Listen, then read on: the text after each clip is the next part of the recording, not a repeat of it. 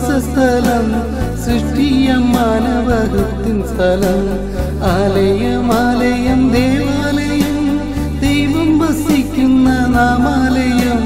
സൃഷ്ടവം ദൈവത്തിൻ വാസസ്ഥലം, സൃഷ്ടിയം മാനവകത്തിൻ സ്ഥലം.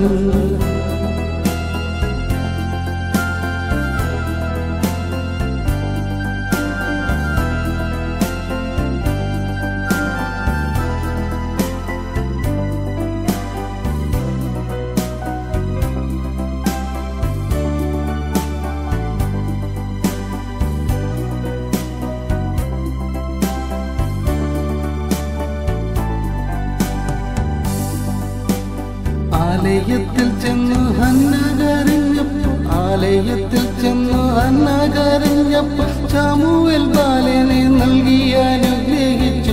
അവൻ നായകനായി വിളങ്ങിയല്ലോ, ന്യായപാലകനായി വിളങ്ങിയല്ലോ. ആലയം ദേവാലയം, ദൈവം വസിക്കുന്ന നാമാലയം. സൃഷ്ടവും ദൈവത്തിൻ വാസസ്ഥലം, സൃഷ്ടിയം മാനവകത്തിൻ സ്ഥലം.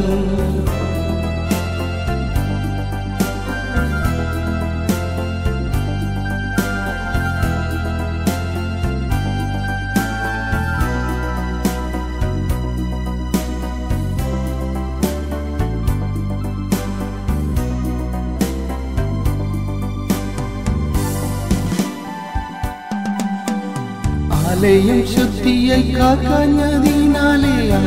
ശുദ്ധിയായി കാക്കാഞ്ഞതിനാൽ ഏലി കുടുംബക്കാർ പട്ടുപോയി. അപ്പോൾ ദൈവത്തിൻ പെട്ടകം പെട്ടുപോയി. ആലയം ദേവാലയം, ദൈവം വസിക്കുന്ന നാമാലയം. സൃഷ്ടവം ദൈവത്തിൻ വാസസ്ഥലം, സൃഷ്ടിയം മാനവകത്തിൻ സ്ഥലം.